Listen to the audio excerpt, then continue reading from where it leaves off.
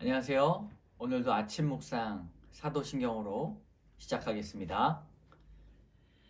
나는 전능하신 아버지 하나님, 천지의 창조주를 믿습니다. 나는 그의 유일하신 아들, 우리 주 예수 그리스도를 믿습니다.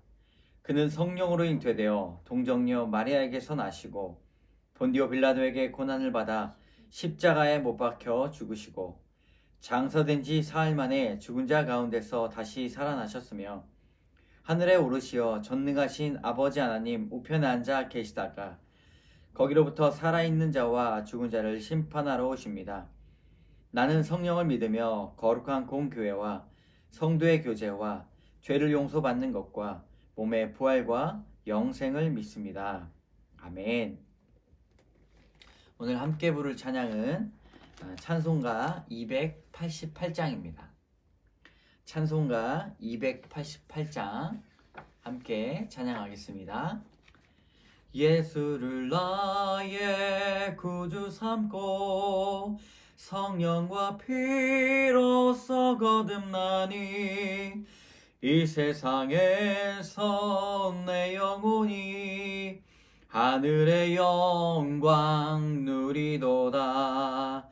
이것이 나의 간증이요 이것이 나의 찬송일세. 나 사는 동안 끊임없이 구주를 찬송하리로다. 온전히 주께 맡긴 내 영 사랑의 음성을 듣는 중에 천사들 왕래하는 것과 하늘의 영광 보리로다. 이것이 나의 간증이요 이것이 나의 찬송일세. 나 사는 동안 끊임없이 구주를 찬송하리로다. 주 안에 기쁨 누림으로 마음의 풍랑이 잔잔하니 세상과 나는 간 곳 없고 구속한 주만 보이도다. 이것이 나의 간증이요 이것이 나의 찬송일세. 나 사는 동안 끊임없이 구주를 찬송하리로다. 아멘. 오늘 하나님께서 주시는 말씀은 시편 7편의 말씀입니다. 시편 7편의 말씀입니다. 우리 시편 7편의 말씀 1절부터 17절까지의 말씀을 제가 읽도록 하겠습니다. 여호와 내 하나님이여, 내가 주께 피하오니 나를 쫓아오는 모든 자들에게서 나를 구하여 내소서. 건져낼 자가 없으면 그들이 사자같이 나를 찢고 뜯을까 하나이다. 여호와 내 하나님이여, 내가 이런 일을 행하였거나 내 손에 죄악이 있거나 화친한 자를 악으로 갚았거나 내 대적에게서 깔딱없이 빼앗았거든 원수가 나의 영혼을 쫓아잡아 내 생명을 땅에 짓밟게 하고 내 영광을 먼지 속에 살게 하소서. 여호와여, 진노로 일어나사 내 대적들의 노를 막으시며 나를 위하여 깨소서. 주께서 심판을 명령하셨나이다. 민족들의 모임이 주를 두르게 하시고 그 위에 높은 자리에 돌아오소서. 여호와께서 만민에게 심판을 행하시오니 여호와여, 나의 의와 나의 성실함을 따라 나를 심판하소서. 악인의 악을 끊고 의인을 세우소서. 의로우신 하나님이 사람의 마음과 양심을 감찰하시나이다. 나의 방패는 마음이 정직한 자를 구원하시는 하나님께 있도다. 하나님은 의로우신 재판장이시며 매일 분노하시는 하나님이시로다. 사람이 회개하지 아니하면 그가 그의 칼을 가시며 그의 활을 미리 당기어 예비하셨도다. 죽일 도구를 또한 예비하시며 그가 만든 화살은 불화살이로다. 악인이 죄악을 낳으며 재앙을 베어 거짓을 낳았도다. 그가 웅덩이를 파 만듦이여 제가 만든 함정에 빠졌도다. 그의 재앙은 자기 머리로 돌아가서 그의 포악은 자기 정수리에 내리리로다. 내가 여호와께 그의 의를 따라 감사하며 지존하신 여호와의 이름을 찬양하리로다. 아멘.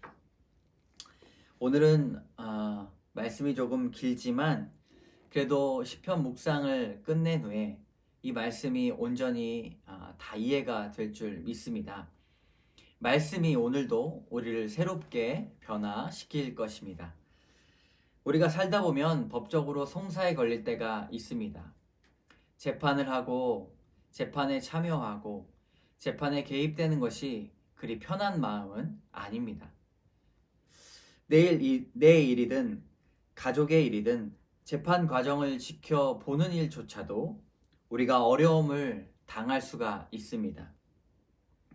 오늘의 시편의 현장도 바로 재판 장소입니다. 이 시편은 무고한 사람이 하나님께서 나를 변호해 주셨으면 좋겠습니다. 은혜를 간구하고 있는 시입니다.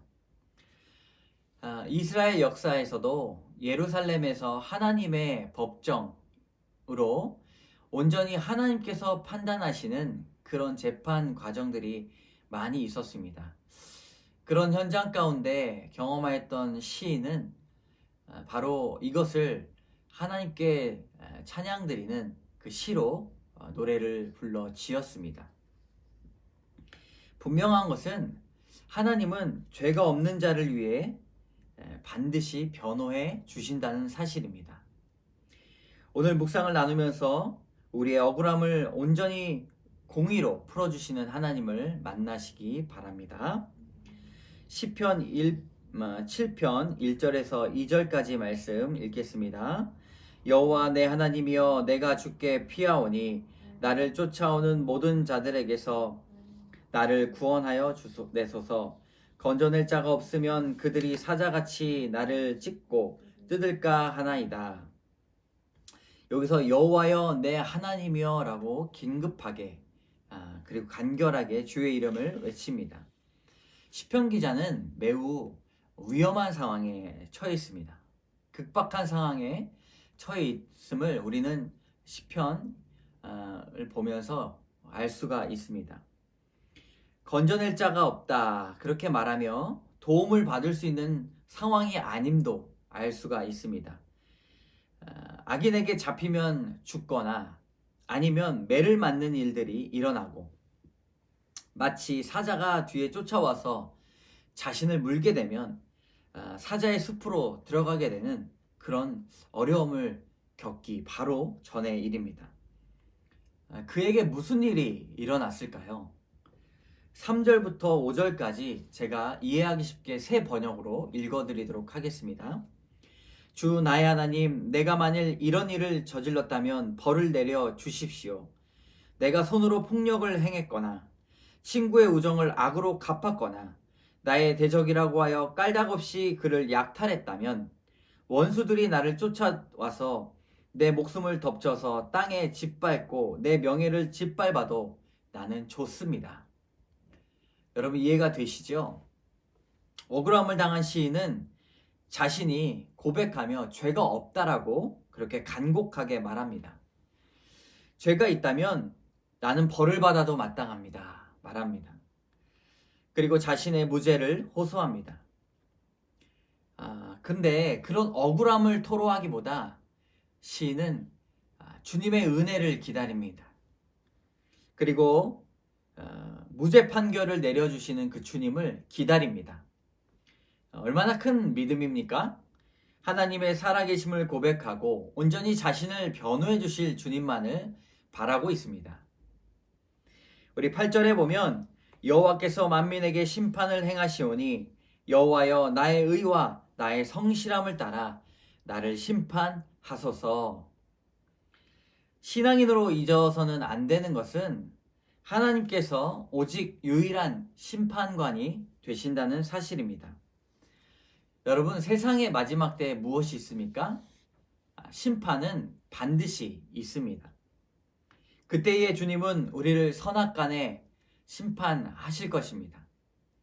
예수 그리스도를 믿고 온전히 주를 사랑하며 이웃을 사랑하며 살았는지 우리에게 반드시 물어보실 것입니다. 9절의 말씀입니다. 악인의 악을 끊고 의인을 세우소서.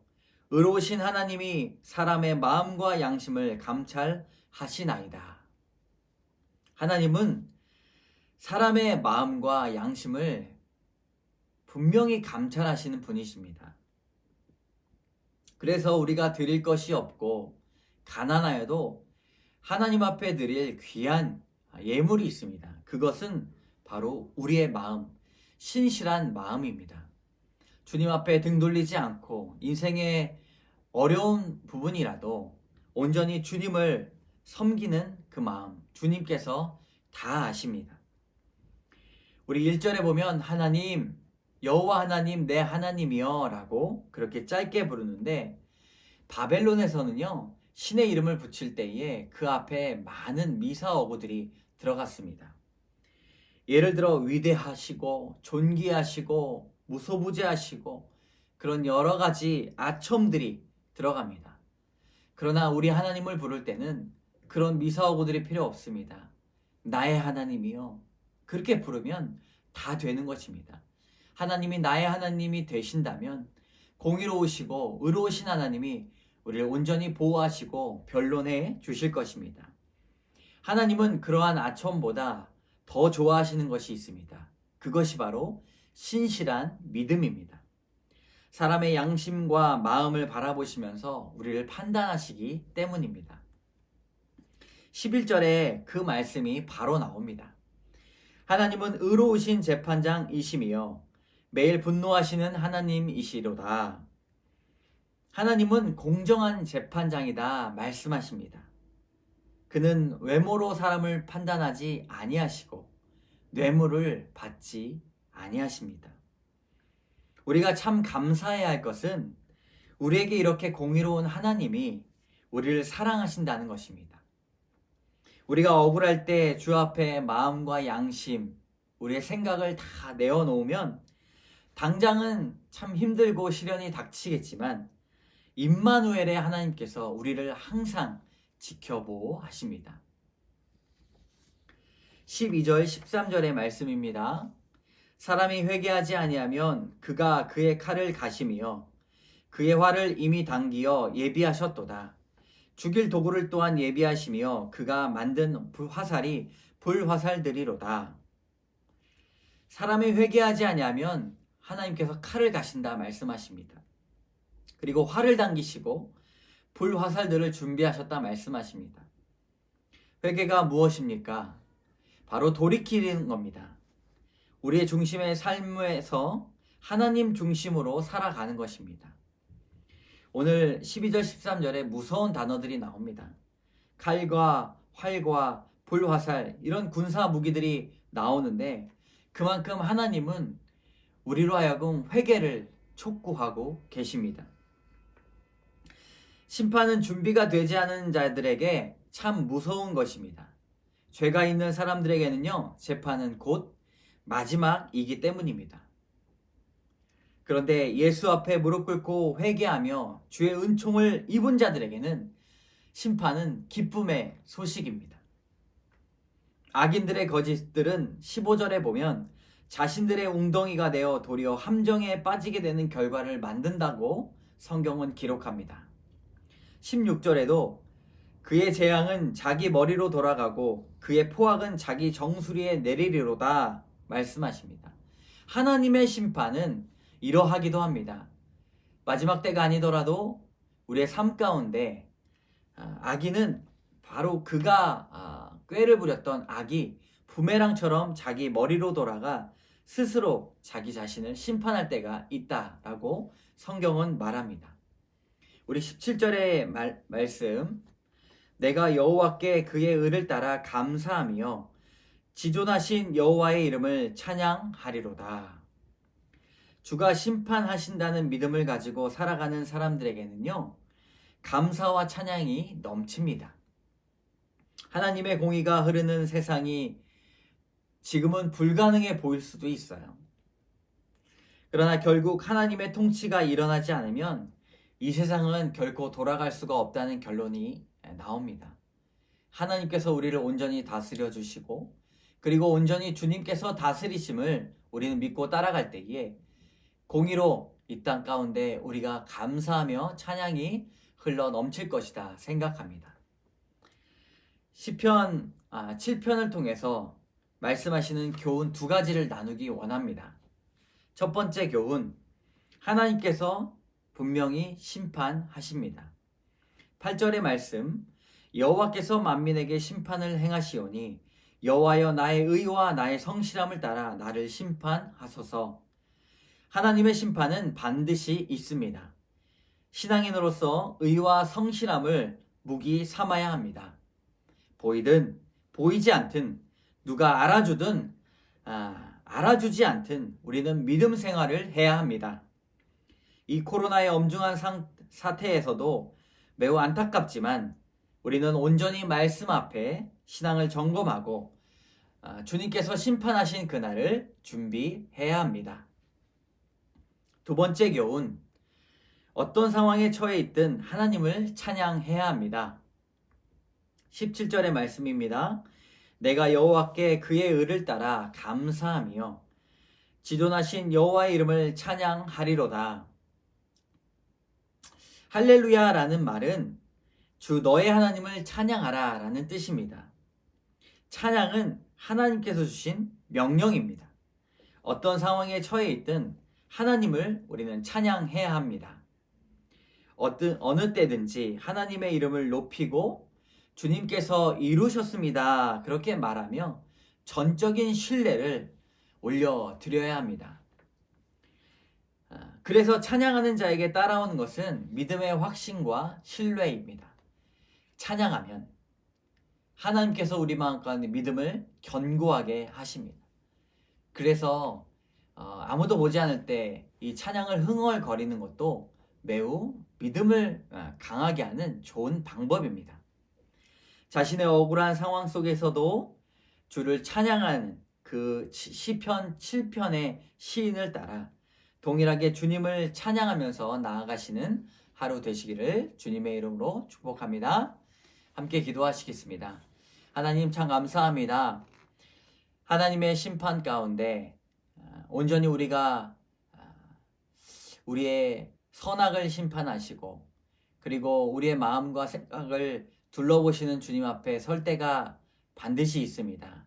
하나님, 누가 보든 보이지 않든 우리가 주님 앞에 온전히 신실함으로 주님 앞에 기쁨을 드리는 자 되게 하여 주시고, 어떤 일이 있든지 하나님께 감사와 찬양을 올려드리는 우리 한 사람 한 사람 될 수 있도록 인도하여 주시옵소서. 이 모든 말씀 예수님 이름으로 기도드립니다. 아멘. 우리 오늘도 주기도문으로 아침 묵상을 마치도록 하겠습니다. 하늘에 계신 우리 아버지, 아버지의 이름을 거룩하게 하시며 아버지의 나라가 오게 하시며 아버지의 뜻이 하늘에서와 같이 땅에서도 이루어지게 하소서. 오늘 우리에게 일용할 양식을 주시고 우리가 우리에게 잘못한 사람을 용서해 준 것 같이 우리 죄를 용서하여 주시고 우리를 시험에 빠지지 않게 하시고 악에서 구하소서. 나라와 권능과 영광이 영원히 아버지의 것입니다. 아멘. 오늘도 주의 말씀으로 변화받아 승리하시는 여러분 되시기를 주님의 이름으로 축원합니다.